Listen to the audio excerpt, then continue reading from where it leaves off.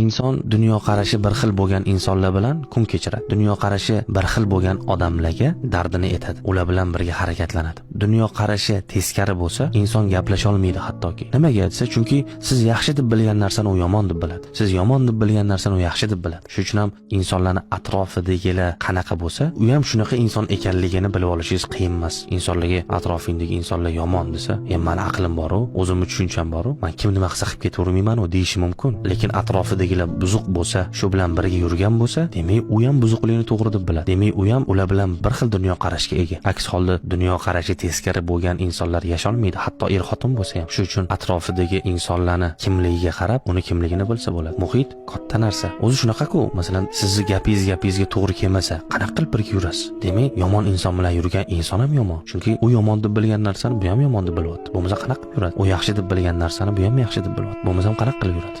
Demak, insonning dunyoqarashi atrofidagi insonlarning dunyoqarashi bilan bir xil. Aks holda u bilan yurmasdi, u bilan muloqot qilmasdi, u bilan gapiga to'g'ri kelmasdi. O'shaning uchun xalqimiz bejizga qozonga yaqin yursang, qorasi yuqadi demaydi.